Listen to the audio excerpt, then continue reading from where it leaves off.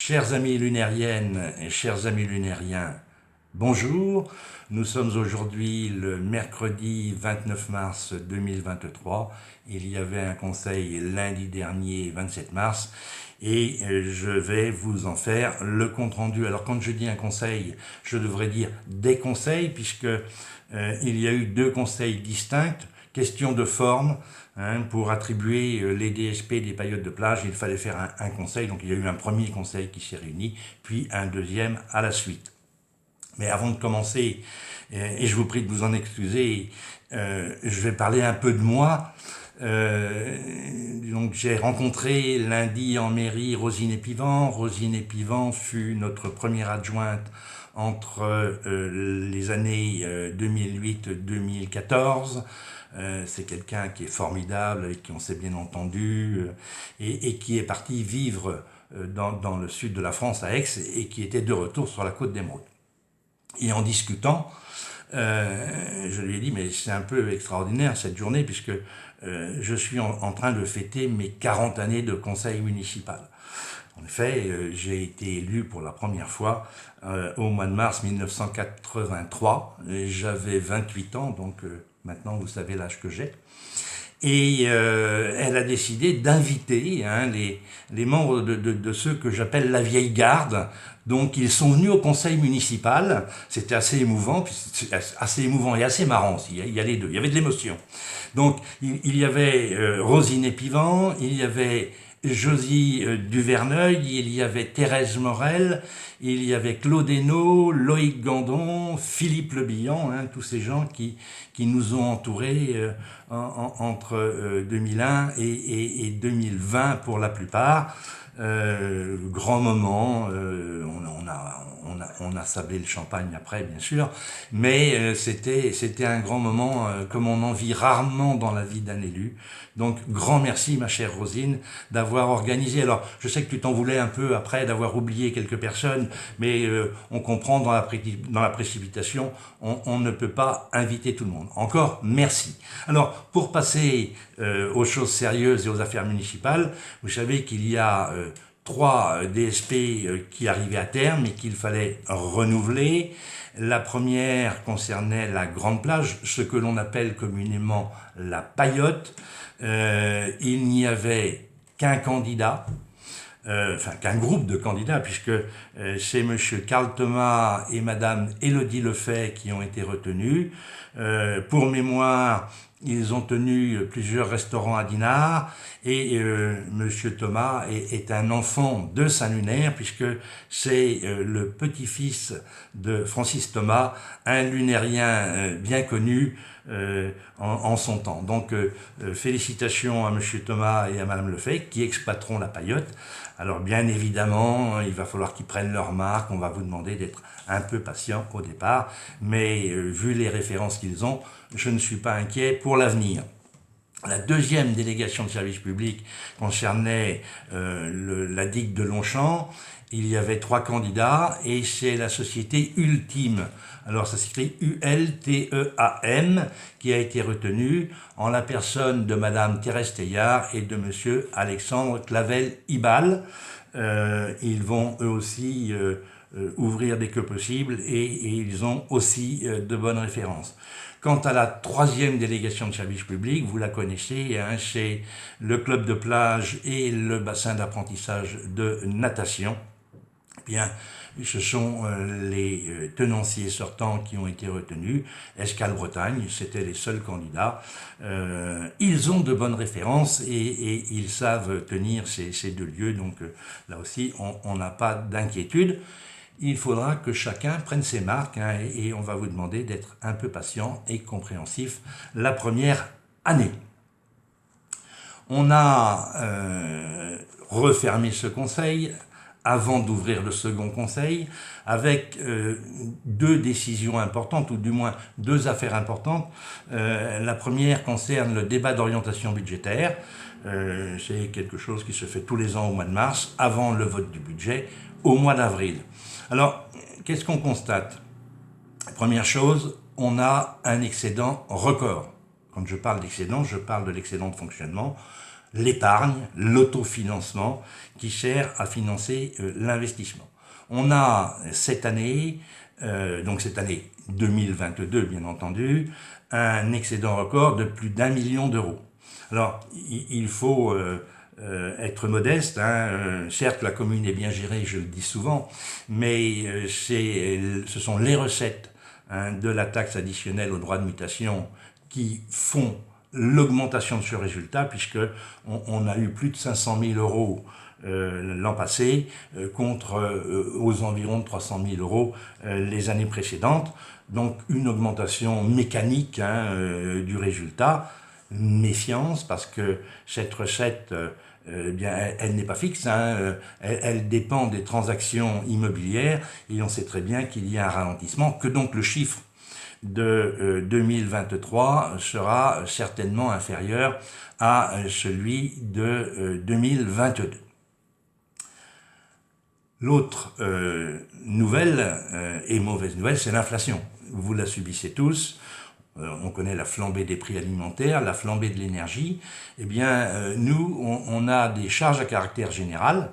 Ça comprend toute l'énergie, les fluides, l'électricité, le gaz, et puis l'alimentation, puisque pour nourrir 220 enfants chaque jour à la cantine, eh bien, il faut acheter des denrées alimentaires. Donc, il y a un impact sur ces deux catégories de dépenses qui dépassent largement le taux de 7%, tel qu'on annonce l'inflation, et donc il y aura une sérieuse augmentation des charges à caractère général. Puis les frais de personnel, et on le comprend, hein, je le dis souvent, les personnels de la fonction publique ne sont pas les mieux payés, et c'est un euphémisme quand on compare au privé, et donc la revalorisation du point d'indice des fonctionnaires au 1er juillet 2022 sera sans doute suivi d'une autre revalorisation du point d'indice qui fera augmenter les frais de personnel. Donc on va un peu dans l'inconnu pour un exercice incertain, dans la mesure où, fonction de l'augmentation des bases, on n'a pas souhaité augmenter le taux des impôts. Alors, on comprend bien, vos impôts vont augmenter.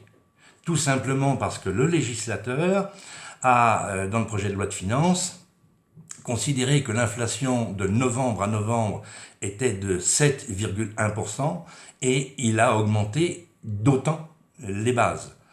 La commune, elle, a la possibilité d'augmenter ses taux. Et la décision de la commune a été, comme depuis 2017, hein, de ne pas les augmenter, dans la mesure où l'inflation suffit, quoi. Il faut essayer de raison garder. Alors, ça pose un problème quand même, celui des investissements, puisque quand bien même on va garder le même pouvoir d'autofinancement, les investissements que l'on va avoir à financer, eh bien, vont coûter beaucoup plus cher, hein. Vous connaissez l'augmentation terrible qu'il y a eu dans le prix de la construction. L'idée pour l'instant, c'est d'avoir une année 2023 un peu neutre, avant de savoir ce qu'on fera en 2024-2025 pour finir le mandat. Il y a plusieurs solutions, hein. Il y a augmenter les recettes ou baisser les dépenses. Si vous augmentez les recettes, vous pouvez les augmenter par l'impôt, et vous pouvez les augmenter par l'emprunt. Si vous baissez les dépenses, eh bien, dans un budget d'investissement, eh bien, vous coupez des lignes. Alors, ça ne nous empêche pas d'avoir, mais il ne sera voté qu'au mois d'avril, un projet de budget particulièrement ambitieux cette année, puisque ce sera sans doute plus de 5 millions si le budget est voté, et je pense qu'il sera voté. Alors, les gros investissements, eh bien, il y a le centre culturel, il y a l'effacement des réseaux dans le décollé, il y a le rond-point de la Rabine, il y a les cabinets des professions libérales, il y a la rénovation de divers bâtiments tels que la mairie, la poste, la salle Mélophone. Donc, voilà, il y a du grain à moudre, il y a du travail, on s'y attelle, et je reviendrai vers vous le mois prochain pour vous dire ce qu'il est arrivé de ce vote du budget. Alors, dans le même temps, il fallait se positionner sur la loi climat-résilience et l'évolution du trait de côte. Vous ne devez pas vous en souvenir, on avait été sollicité il y a 1 an et demi dans le cadre de cette loi climat-résilience pour savoir si nous voulions nous inscrire dans le cadre des communes socles pour l'évolution du trait de côte. La mer monte, elle va continuer de monter, les effets liés au changement climatique sont déjà très visibles et il convient de s'assurer que les constructions que l'on autorise ne seront pas rattrapées par l'évolution du trait de côte. Alors, en Bretagne, c'est un peu plus simple qu'en Vendée, dans la mesure où on a des côtes rocheuses et où le recul du trait de côte sera extrêmement limité et ponctuel. Je pense qu'en Vendée, le trait de côte pourra reculer de plusieurs kilomètres dans le temps. On ne sait pas tout, mais on est déjà interrogé par certains habitants, on est déjà interrogé par certains notaires pour savoir quel est le statut du bien à acquérir ou à vendre, tout simplement parce que dans le cadre de ce recul du trait de côte, il y aura certainement des délocalisations et des relocalisations. Alors, la première des choses consiste à faire un état des lieux. Ce n'est pas la commune qui le fera, c'est la commune qui demande à faire les cartographies. Elle le demande à son partenaire favori, la communauté de communes, qui elle a la compétence GEMAPI, gestion des milieux aquatiques, prévention des inondations.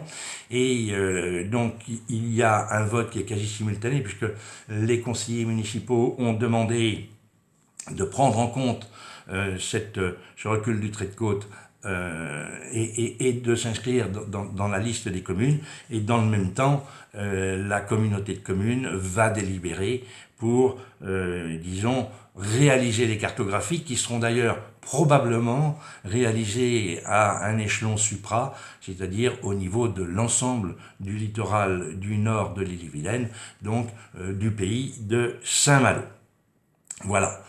On y reviendra bien sûr puisque ça nécessitera un changement du PLU. Alors après, le Conseil a été relativement vite, il fallait statuer sur la demande d'enregistrement de la société Vivendi située boulevard Jules Vergier à Dinard. C'est une régularisation. Il a été aussi décidé d'accorder l'occupation précaire de la digue de Longchamp à monsieur Robin Henry de l'Emerald Surf School pour une durée de 9 mois pour 30 mètres carrés pour 900 €. Dans le même temps, il a été décidé de donner un avis favorable à la demande d'occupation précaire de la digue de Longchamp par Emerald Kayak. Donc là, c'est monsieur Valentin Le Chevestrier, une superficie de 30 mètres carrés. Là, c'est plus court, c'est juillet-août, et la redevance est de 700 €. On a également, pour avoir droit à une subvention, décidé de conventionner avec le PCEF, donc Pleurpuy Côte d'Émeraude Football, pour une occupation mais précaire du terrain, du futur terrain de foot 5. Le bail du golf miniature a été renouvelé avec Madame Lecomte pour la somme de 1500 € annuels. Et on a essayé aussi de répondre à une question qui revient souvent, les chats errants. Alors, dans plusieurs quartiers de Saint-Lunaire, on nous dit qu'il y a des chats errants, il y en a de plus en plus, il y a des gens qui les nourrissent, ça les fait venir, et puis ils ne sont pas stérilisés, donc ils font des petits et ça devient un peu catastrophique.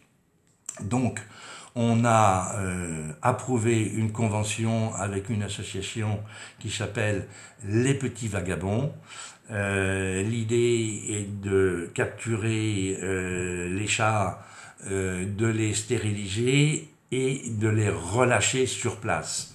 Alors, pourquoi les relâcher? Alors, peut-être pas tous les relâcher parce qu'il y en a qui sont adoptables, mais pourquoi les relâcher? Tout simplement parce que s'ils ne sont pas là, eh bien, il y a un vide qui se crée et il en arrive d'autres. Alors, ces opérations ne sont pas gratuites, mais nous ne payons que le tatouage ou le puçage. Donc, merci aux petits vagabonds qui vont devenir des partenaires de premier plan pour la commune. On a aussi voté les tarifs pour les mouillages, alors rien de changé hein, pour les gens qui sont adhérents à la PPSL ou à la PTP. Pour l'année 2023, eh bien, c'est 82 € pour les bateaux inférieurs à 7 mètres, 164 € pour les bateaux supérieurs à 7 mètres et 23 € pour les va-et-vient. Donc, les mouillages à Saint-Lunaire sont parmi les plus bas de la Côte d'Émeraude et on s'en félicite.